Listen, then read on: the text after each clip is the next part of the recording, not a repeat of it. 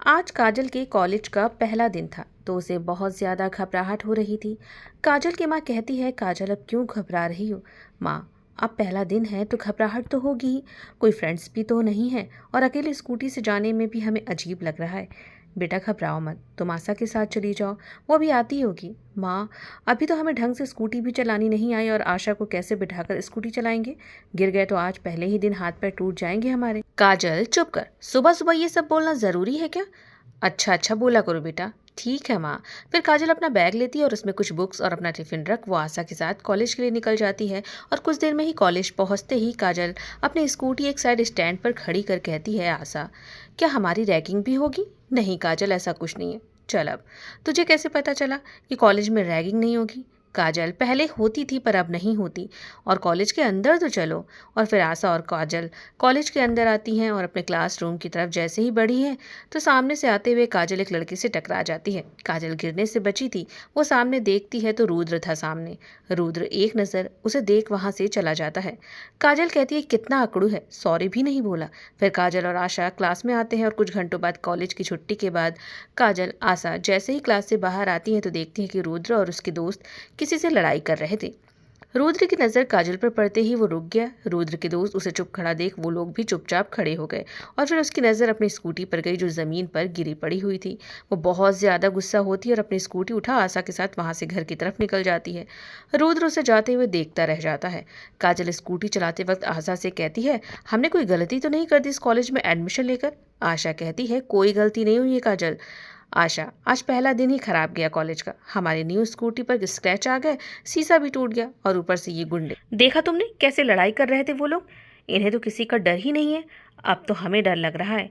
काजल, हमेशा जो दिखता है ज़रूरी नहीं कि वैसा ही हो। वो लोग गुंडे नहीं हैं, ज़रूर कोई बात होगी। तुम्हें कैसे पता आशा? तुम्हारा भी तो आज कॉलेज का पहला दिन था। काजल, मेरे भाई बहन इसी कॉलेज में पढ़े हैं और रुद्र भैया बहुत अच्छे सगे भैया हैं क्या वो तुम्हारे? आशा, नहीं काजल, हमारे गाँव के हैं। तो भैया तो लगेंगे ही। और ये प्रधान के बेटे हैं रुद्र सिंह। ठीक है आशा। फिर काजल आशा के साथ घर आ गई।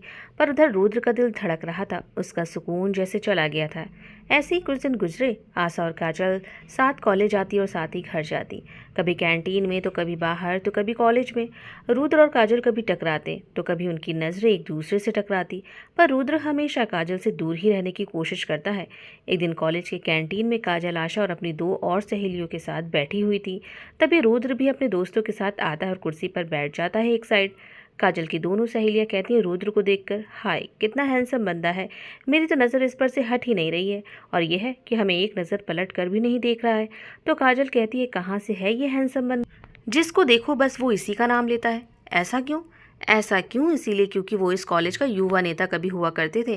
क्यों, तो अब नहीं है क्या? नहीं, इनके दोस्त हैं और दोनों ही के बीच बहुत ही गहरी दोस्ती है। तो अब रुद्र भैया की जगह वो युवा नेता हैं और रुद्र भैया सबकी सुनते हैं और सबकी प्रॉब्लम भी दूर करते हैं।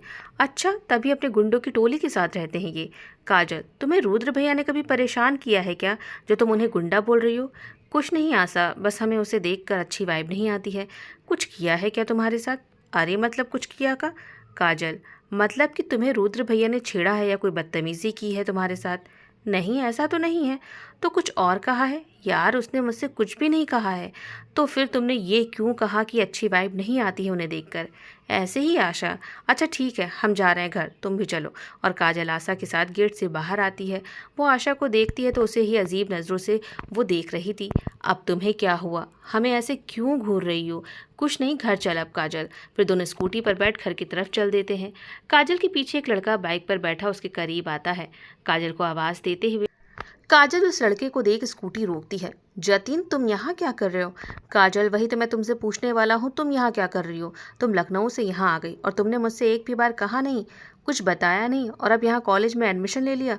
तभी सामने से आते रुद्र और उसके दोस्त पर काजल की नज़र पड़ती है तो वो जतिन से कहती है कि हम घर जा रहे हैं, तुमसे फ़ोन पर बात करेंगे। नहीं काजल, मुझे अभी के अभी तुमसे बात करनी है। रुद्र काजल को रास्ते में देख थोड़ी दूर पर ही अपने दोस्तों के साथ खड़ा हो जाता है और काजल को अब रुद्र से डर लगता है। वो जतिन से कहती है, देखो जतिन, कोई तमाशा मत करो यहाँ रोड पर, घर जाकर तुम्हें फ़ोन करूंगी, फिर बात करती हूँ। कहकर वो आशा के साथ वहाँ से चली गई। काजल को ऐसे जाते हुए देख जतिन मन में ही कहता है, अब इसे क्या हुआ है। जतिन चला जाता है और रुद्र भी घर आ जाता है। रात के वक्त खाने के बाद काजल जतिन को फ़ोन करती है। जतिन फ़ोन रिसीव करता है। हेलो, हाँ जतिन बोलो, क्या बात करनी है तुम्हें हमसे। काजल, सब पता है तुम्हें, फिर भी तुम मुझसे पूछ रही हो। जतिन, तुम्हें हो क्या गया है। काजल, तुम्हें क्या हो गया है, तुम मुझसे प्यार करती थी ना। जतिन, तुम पागल हो गए हो क्या, हम तुमसे प्यार नहीं करते हैं। देखो काजल, मैं जानता हूँ तुम मेरी शादी को लेकर परेशान हो, मैं डिवोर्स दे दूंगा उसे, तुम्हें पता है ना, वैसे भी मेरी शादी बचपन में कर दी गई थी। जतिन, ये क्या कह रहे हो तुम। देखो जतिन, हम तुम्हें पसंद करते थे, पर वो हमारा बचपना था, पर हमने ये तो तुमसे कभी नहीं कहा कि हम तुमसे प्यार करते हैं। काजल, पसंद और प्यार एक ही है, समझी तुम। ठीक है, पर क्या काजल, तुम्हें पता है मेरा डिवोर्स हो जाएगा, क्योंकि मेरा बाल विवाह हुआ था, तो मेरी शादी कोई मायने नहीं रखती है। जतिन, तुम डिवोर्स लो, तुम्हारी मर्जी, पर जतिन सच में हम तुमसे प्यार ना करते हैं और ना ही अपने भविष्य तुम्हारे साथ सोच सकते हैं। और शुरू से ही हमने तुमसे कहा है, और अभी पढ़ने का समय है, कुछ करने का समय है। तुम्हारी शादी माना बचपन में हो गई है, पर पढ़ाई पर ध्यान दो और अपना करियर पर ध्यान दो। काजल, प्यार करता हूँ तुमसे। हे भोलेनाथ, प्यार व्यार में कुछ नहीं रखा है, बाय, कहकर काजल ने जल्दी से फ़ोन काट दिया। रात के वक्त रुद्र छत पर लेटा आसमान की तरफ देख रहा था, पर बार बार काजल का चेहरा उसके सामने आ रहा था। वो बहुत देर से खुद को काजल के बारे में ना सोचे ये समझा रहा था, पर फिर भी उसे बार बार काजल का ख्याल आ रहा था। वो उठकर एक साइड खड़ा हो जाता है। तभी रुद्र की माँ आती है। बेटा रुद्र, तुम ठीक हो ना। हाँ माँ, मैं ठीक हूँ। माँ, आप सोई नहीं अभी तक। बेटा परेशान रहेगा तो भला माँ को नींद कैसे आएगी। माँ, मैं परेशान नहीं हूँ, बस कभी कभी उलझ जाता हूँ। क्यों उलझना बेटा, इतना अच्छा रिश्ता आया है शादी के लिए, हाँ बोल दो बेटा, वो तुम्हें समझेगी तो तुम कभी नहीं उलझोगे। माँ, शादी शादी उसमें ही मैं उलझ रहा हूँ, और माँ मैं नहीं करूँगा शादी। पता है आपको कि मेरी हर बार की तरह इस बार भी ना ही होगी। पर बेटा माँ, अब आप समझो, अगर आप ही नहीं समझेंगे मुझे तो मैं टूट कर बिखर जाऊंगा। बेटा, तुम्हारे बस खुद के सपने ही मायने रखते हैं तुम्हारे लिए, हमारे सपने कुछ भी नहीं है, और हमारा तुम पर हक भी नहीं है। माँ, मैं कैसे अब समझाऊँ आपको, मैं कभी भी शादी नहीं करूँगा। खैर, रात बहुत हो गई है, आप सो जाइए, मैं भी अब सोने जा रहा हूँ। फिर रुद्र वहाँ से अपने कमरे में आ जाता है और सो जाता है। अगले दिन काजल कॉलेज नहीं जाती है। सुबह सभी साथ बैठकर नाश्ता कर रहे थे। काजल की दादी काजल से कहती है, काजल बिटिया, शाम को कुछ अच्छा सा पहन लेना और अच्छे से तैयार हो जाना। क्यों दादी, क्या हुआ, आज कुछ है क्या। हाँ, वो शीला चाची है ना, उनकी बेटी की आज शादी है। ठीक है दादी। नाश्ता करने के बाद काजल अपने कमरे में किताबों में उलझी हुई थी। तभी गीता वहाँ आती है तो काजल से कहती है, बस कर बहन जी, जब देखो किताबों में ही तुम बिजी रहती हो। गीता, अब हमें किताब पढ़ना अच्छा लगता है तो अब और क्या कर ही सकते हैं हम। हाँ वो तो है। आशा भी वहाँ आ जाती है। तभी काजल का फ़ोन रिंग करता है तो काजल इग्नोर करती है। तो आशा कहती है, नाम तो जतिन लिखा है, क्यों परेशान कर रही है उसे, उठा ले कॉल। नहीं आशा, हमें उसका कॉल नहीं उठाना है, अजीब सी ही उसकी ज़िद है। गीता बोल पड़ती है, अजीब सी ज़िद उसकी नहीं तुम्हारी है। देख गीता, अब कुछ मत बोलो, अपना मुंह बंद करो, सब जानते हुए भी हमसे जतिन को लेकर कोई बहस तुम मत करो। आशा कहती है, काजल तुम दोनों सच में एक दूसरे से प्यार करते हो क्या। आशा, तुम भी शुरू हो गई, ये उम्र पढ़ने की है, फालतू का तुम दिमाग मत चलाओ। तो उसने क्यों कहा कि तुम उसे पसंद करती थी। आशा, अब पसंद आ गया था हमें जतिन, पर एक तो शादीशुदा और दूसरा माँ का संघर्ष, तो हमें इन प्यार व्यार के चक्कर में नहीं पड़ना है। और हमने कभी उससे कुछ नहीं कहा। जब उसने हमें प्रपोज किया तो हमने दूरी बना ली थी उससे, और दूरी क्या, हम पास ही कब गए उसके। और हम जतिन से प्यार नहीं करते हैं, समझ आया कुछ। हाँ आ गया काजल, अब हटा सारी बात, परेशान मत हो, अब मैं तुमसे कोई सवाल नहीं करूँगी। खुश। अब फिर तीनों बैठकर बातें करने लगती हैं। और शाम के वक्त काजल की माँ कहती है, काजल क्या कर रही है, जल्दी से तैयार हो जा। हाँ माँ, बस हो गई तैयार। और काजल कुछ देर बाद तैयार होकर कमरे से बाहर आई। वहाँ गीता, आशा सभी थे। दादी कहती है, काजल तुम्हारे पास इतना अच्छा लहंगा था, वो पहन लेती, अब ये क्या पहना है। दादी, अब लहंगा हमसे संभलता नहीं है, और क्या ये खराब लग रहा है।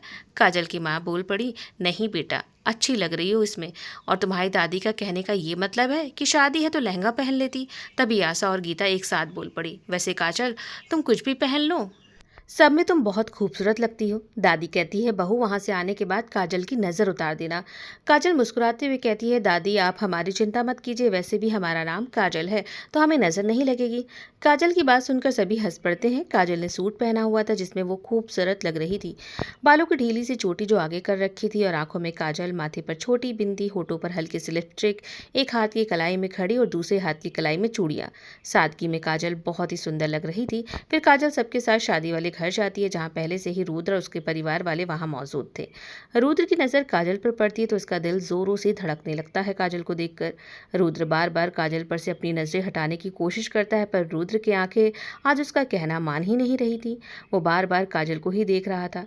बारात आ चुकी थी, सभी लोग कुर्सी पर बैठे बस अब जयमाला का वेट कर रहे थे कि कब दुल्हन आए और दूल्हे को वरमाला पहनाए। और फिर कुछ देर बाद दुल्हन आती है और जयमाला की रस्म होती है। जयमाला की रस्म होते ही सभी स्टेज पर जाते हैं, दूल्हा दुल्हन से मिलते हैं, आशीर्वाद देते हैं उन्हें और फोटो खिंचवाते हैं उनके साथ। और स्टेज से नीचे आकर खाने के स्टॉल के पास आ जाते हैं और सभी साथ में खाना खाने लगते हैं। तभी वहाँ एक आदमी की नज़र काजल पर पड़ती है। काजल गीता और आशा से मुस्कुरा कर बातें करते हुए खाना खा रही थी और वो आदमी बस काजल को ही देख रहा था। और जब रुद्र ने उसे देखा कि वो काजल को ही देख रहा है तो अपने दोस्त विनय को इशारा करता है वो। और विनय उस आदमी के पास जाता है और कहता है, अरे शैलेंद्र भैया आप यहाँ क्या कर रहे हैं? वहाँ रुद्र भैया आपको बुला रहे हैं। शैलेंद्र की आंखें गुस्से में लाल हो जाती है और वो विनय से कहता है, उसकी इतनी हिम्मत कि अपने बड़े भाई को ऑर्डर दे। ठीक है तो मत जाइए, मैं चलता हूँ, कहकर विनय वहां से चला गया। तो शैलेंद्र ने काजल की ओर देखा तो वो वहां नहीं थी। वो चारों ओर ढूंढने लगा पर काजल उसे कहीं नहीं मिली और शैलेंद्र अब बेचैन हो गया था और ये रुद्र देख रहा था। खाना खाने के बाद काजल सबके साथ घर चली गई। कुछ देर बाद शैलेंद्र रुद्र के पास आता है तो विनय मुस्कुराता है। बोल रुद्र, तुझे क्या काम है जो मुझे बुलाया? देखिए भैया, मुझे गोल गोल बात घुमाना नहीं आता है, बस जिसे आप देख रहे थे उसके बारे में जो भी ख्याल आपके दिल में आया है उसे जल्द से निकाल दीजिए, वरना मुझसे बुरा कोई नहीं होगा। देख रुद्र, मैं किसी को भी देखूं तुमसे क्या मत, मेरे हर काम में तुम बीच में मत पड़ा करो। मैं तुम्हारा बड़ा भाई हूँ, मेरा लिहाज तो करा करो। लिहाज ही तो करके भैया आपको समझा रहा हूँ, वरना अब तक क्या रुद्र, तुम मुझे मारोगे? भैया सिर्फ 2 साल बड़े हैं आप मुझसे, इसीलिए तो आपको इज्जत देता हूँ, तो लिया करिए, वरना आपको और कुछ बताने की जरूरत नहीं है मुझे। तो क्या तू उससे प्यार करता है? रुद्र कुछ नहीं बोलता, खामोशी रहता है। तो शैलेंद्र रुद्र के कंधे पर हाथ रखते हुए कहता है, देख रुद्र, मुझे पता है कि तू किसी से प्यार चाहकर भी नहीं करेगा। मैं तेरे सपनों को जानता हूँ, तो तुम अपने सपनों को पूरा करो और मुझे मेरा काम करने दो। और तुम्हें पता है उस लड़की को अब मेरी नज़र लग गई है। और शैतानी मुस्कुराहट के साथ शैलेंद्र वहां से चला जाता है और रुद्र उसका गुस्सा 7वें आसमान पर था। गुस्से में उसने अपनी हाथ की मुठ्ठियां कस ली पर अपनी माँ को अपने सामने देखकर वो अपने गुस्से को शांत करता है और विनय से कहता है, काजल पर हर पल नज़र रखो, 24 घंटे। ठीक है रुद्र। और रुद्र, मुझे पता है तुम्हें काजल बहुत पसंद है और तुम उससे प्यार भी करते हो। जब से तुमने उसे ट्रेन में देखा है तब से तेरा दिल धड़कने लगा है ना? विनय, फालतू बकवास नहीं। रुद्र, क्या फालतू बकवास कर रहा हूँ मैं? जो सच है वही कह रहा हूँ। देख रुद्र, जानता हूँ तेरे सपने तेरे लिए ज्यादा मायने रखते हैं, पर अब किसी के लिए दिल धड़का है तो फिर क्यों खुद को रोक रहा है? बोल दे काजल से अपने दिल की बात। देख रुद्र, शैलेंद्र भैया की नजर काजल पर पड़ गई है और तुम जानते हो सब शैलेंद्र भैया के बारे में। इस गांव के बाहुबली हैं वो, उनके आगे किसी की भी नहीं चलेगी और ना ही वो अब किसी की बात सुनेंगे। हाँ ठीक है विनय, और बस तुम काजल पर नजर रखो, उसके आसपास शैलेंद्र और उसके आदमी भटके भी नहीं। कहकर रुद्र वहां से चला गया और ये सब रुद्र की माँ ने सुन लिया था। वो विनय के पास आकर पूछती है, ये काजल कौन है विनय? विनय हड़बड़ा कर कहता है, कोई नहीं चाची जी। देखो विनय, बता रहे हैं हम तुमसे, अगर तुमने हमें सब कुछ सच सच नहीं बताया तो सोच लेना। चाची जी, वो सावित्री चाची है ना? हाँ, वो किशोर जी की बहू।